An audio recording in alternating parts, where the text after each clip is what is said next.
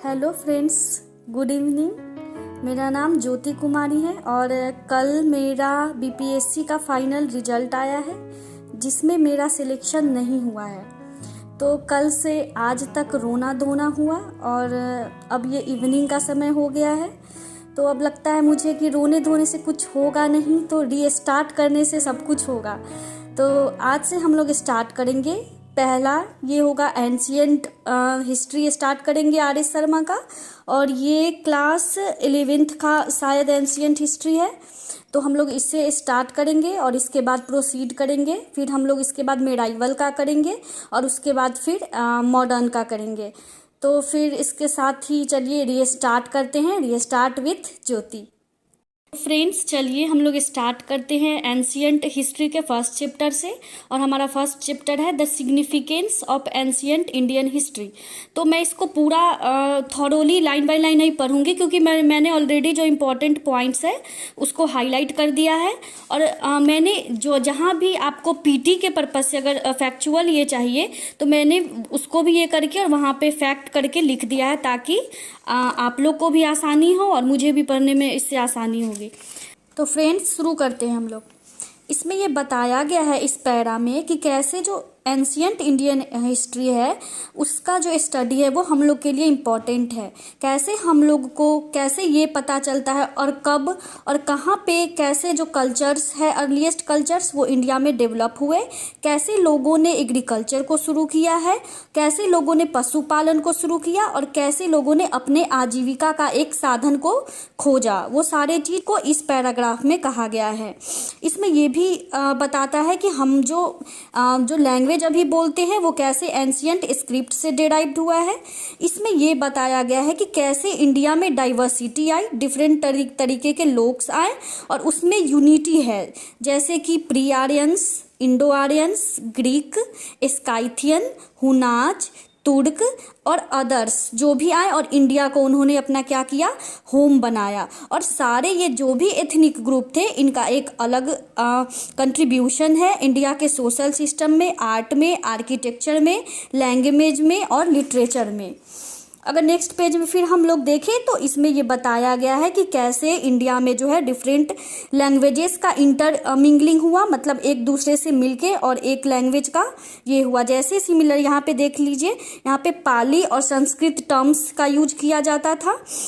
संगम literature का जिसका period था 300 BC से 600 AD। उसके बाद ईस्टर्न रीजन जो थे वहाँ पे प्री आर्यन ट्राइब्स थे।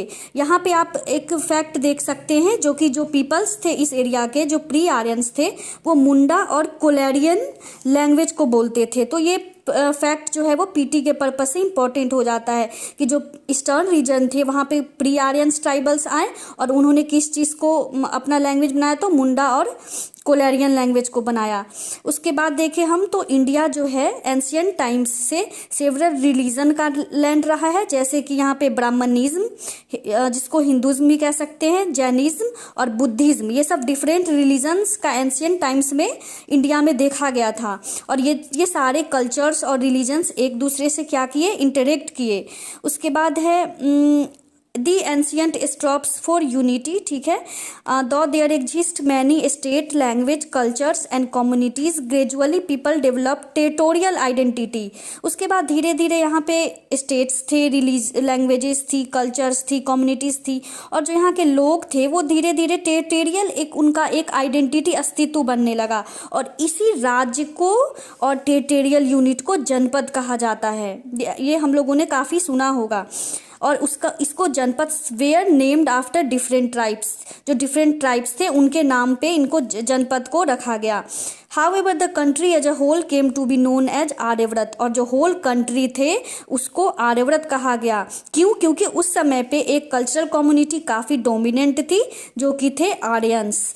Aryavrat denoted northern and the central India, जो आर्यव्रत थे वो जो इंडिया का नॉर्दर्न और जो सेंट्रल पार्ट है उसमें उसको डिनोट करता है, और extended from eastern to the western sea coast, मतलब होली ये फुली इंडिया को कवर करता है आर्यव्रत।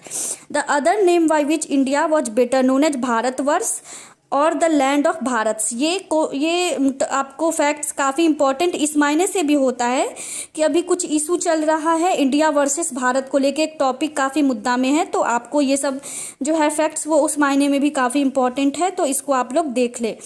तो अदर नेम जो थे वो भारतवर्ष कहा गया और land of Bharat. Bharat in the sense of tribe और family figures in the Rigveda and Mahabharata. Rigveda और महाभारत में अगर देखें हम लोग भारत, तो भारत को एक ट्राइब या फिर फैमिली के रूप में देखा जाता है। Bharatvarsha occurs in the Mahabharata and the post Gupta Sanskrit text. Mahabharata में और जो पोस्ट गुप्ता अगर हम लोग देखें कुछ संस्कृत टेक्स्ट, उसमें भारतवर्ष मिलता है। This name was applied to one of the 9 divisions of the earth. उसके बाद है द टर्म भारती या फिर इंडिया के रहने वाले, इनहेबिटेंट ऑफ इंडियंस, ये भी जो था वो पोस्ट गुप्ता में देखा गया था। यहाँ पे देखें तो हम लोग ईरानियन इंस्क्रिप्शन जो है वो भी काफ़ी इम्पॉर्टेंट माना जाता है हिंदू टर्म के ओरिजिन के लिए। जो टर्म हिंदू है उसको 5th 6th सेंचुरी का जो इंस्क्रिप्शन है उसमें टर्म हिंदू का ये किया गया है, और ये इसका जो डेराइवेशन हुआ है वो संस्कृत टर्म सिंधु से हुआ है। तो और इसमें जो लिंग्विस्टिकली देखें हम लोग जो, तो इसमें जो क्या बोलते हैं एस जो है वो एच हो गया, सिंधु वही एच हो गया है, और ये ईरानियन में है। तो आप ये भी पूछ सकता है आपसे कि जो हिंदू है वो किस टर्म से बना है, तो सिंधु से, और सिंधु फिर एस से एच हो गया, और वो कौन सा मतलब टर्म में है, तो ईरानियन में है। ये भी आपसे क्वेश्चंस पूछा जा सकता है। और Iranian inscription first mention Hindu as a district of the Indus. ये भी इंपॉर्टेंट है कि किस इंस्क्रिप्शन में सबसे पहले आपको हिंदू को as a district of the Indus कहा गया है, तो ईरानियन इंस्क्रिप्शन में ऐसा कहा गया है। उसके बाद अगर हम देखें तो ये पॉइंट काफ़ी इंपॉर्टेंट होता है कि जो भी किंग्स थे जिन्होंने अपनी अथॉरिटी को हिमालय, मतलब आप नॉर्थ ले ले इंडिया का पूरा, और केप कोमोडिन मतलब साउथ ले ले point, and from the valley of Brahmaputra in the east, मतलब इधर का साइड ले ले, and the land beyond the Indus in the west, और जो वेस्ट का साइड ले लिए, फुली ऊपर नीचे इंडिया का, और वेस्ट टू ईस्ट बोल रहा है। इनको क्या कहा गया, तो दे वेयर कॉल्ड चक्रवर्तीज, जिन्होंने ऐसे किंगडम जिन्होंने पूरे हिमालय से केप कोमोडिन तक और ब्रह्मपुत्रा से लेके इंडस तक अपने टेरिटरी को क्या किया, एस्टेब्लिश किया, उनको क्या कहा गया, चक्रवर्तीज कहा गया।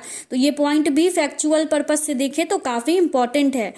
उसके बाद अगर हम देखें तो 3rd सेंचुरी बीसी में अशोका ऐसा एक रूलर था जिन्होंने पूरे इंडिया को अपने अंदर किया, बेयरिंग द एक्सट्रीम साउथ। ये भी क्वेश्चन आपको आ सकता है स्टेटमेंट में कि साउथ को छोड़ के बस जो अशोका थे ऐसा रूलर था जिसने पूरे इंडिया को अपने अंदर क्या कर लिया था, कवर कर लिया था। Inscriptions are scattered across a major part of the Indo Pakistan. ठीक है, ये सब ठीक है। उसके बाद समुद्रगुप्त के बारे में आपको पता है कि 4th सेंचुरी बीसी में समुद्रगुप्त ने भी मतलब जो अपनी विक्टोरियस ये थी, अपना विजय उन्होंने भी किया था गंगा से लेके बॉर्डर ऑफ द तमिललैंड। ठीक है, गंगा से लेके तमिल तक जो रीजन है उसको समुद्रगुप्त ने अपने अंदर जीता था। फिर 7th सेंचुरी में चालुक्य के किंग थे पुलकेशिन, और उसको हर्षवर्धन ने हरा दिया था। यहाँ पे एक और फैक्ट हो सकता है कि हर्षवर्धन को क्या कहा जाता था, lord of the whole north India. तो ये आपसे पूछ सकता है कि किस राजा को नॉर्थ इंडिया का लॉर्ड कहा गया है, तो हर्षवर्धन को कहा गया है। और अगर हम इधर देखें तो ये चीज़ इंपॉर्टेंट है कि दो वर्ड हिंद है या फिर हिंदू है, उसको संस्कृत टर्म है सिंधु, वहाँ से लिया गया है। ये तो मैंने ऑलरेडी ऊपर बता भी दिया है। और उसके बाद इसी बेसिस पे देखें तो कंट्री को इंडिया कहा जाता है, जो कि ग्रीक टर्म से काफ़ी क्लोज है। India came to be known as Hind in the Persian and the Arabic language.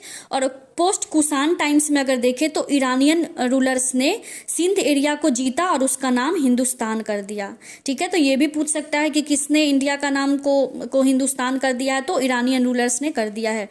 उसके बाद नीचे फिर हम लोग देखें तो 3rd सेंचुरी बीसी में प्राकृत जो होता था, प्राकृत लैंग्वेज, वो lingua franca across the major part of India, मतलब जो बोलचाली की भाषा थी वो प्राकृत लैंग्वेज थी। और अशोका का जो भी इंस्क्रिप्शंस है वो भी प्राकृत लैंग्वेज में, और उसका स्क्रिप्ट देखें तो ब्राह्मी में था।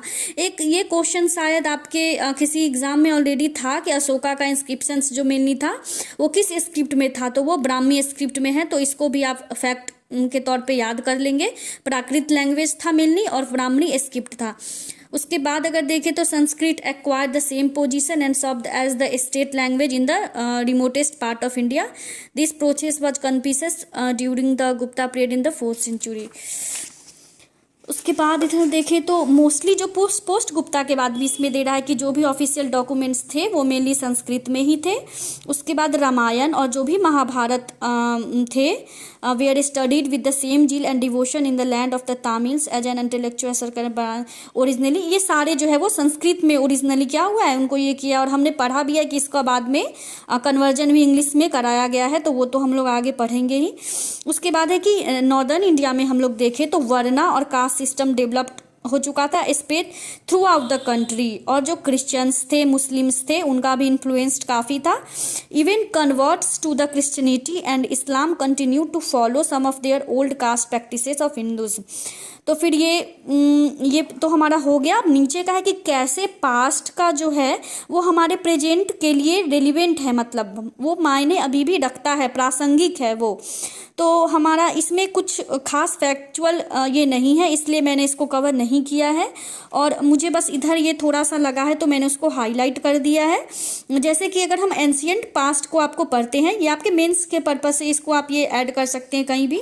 जैसे अगर हम एंशियंट पास्ट को पढ़ते हैं तो इससे हमें क्या होगा कि जो हमारे रूट्स है उसको हम लोग डीपली जान पाएंगे, और ये भी जान पाएंगे कि क्या कॉजेस थे जिससे कास्ट सिस्टम, जो महिलाओं का पोजीशन था और नैरो रिलीजियस सेक्रेटेरियनिज्म था वो कैसे प्रमोट होता था, उसके क्या कारण थे. तो ये सब हम इसके थ्रू जान सकते हैं. और उसके बाद ये भी इसमें ये लास्ट पॉइंट भी काफ़ी अच्छा था. The study of ancient Indian history is therefore relevant not only to those who want to understand the true nature of the past but also to those who seek to understand the nature of the obstacles that hamper India's progress as a nation.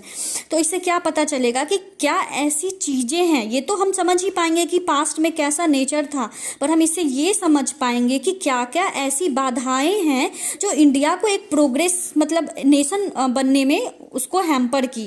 तो वो ये था. और फिर इसमें ये factual basis से ये भी इम्पॉर्टेंट हो सकता है कि ड्रेविडियन और जो नॉन संस्कृत टर्म्स थे वैदिक टेक्स्ट में वो 1500 से 500 BC तक. संगम लिटरेचर का टाइम पीरियड देखे 300 BC से 600 AD. प्राकृत कब तक एज अ लिंगुआ फ्रेंका था तो 3 BC. उसके बाद है Sanskrit as a state language तो 4C ऑनवर्ड्स. तो फ्रेंड्स ये मेरा फर्स्ट वीडियो था, तो मैं चाहूँगी कि आप लोग इसको अप्रिशिएट करें और देखें. फिर सेकेंड हम लोग कल से करेंगे स्टार्ट, और सेकेंड चैप्टर हमारा रहेगा modern historians of the ancient India. So friends बस यही कहना है कि don't lose hope and let's री स्टार्ट.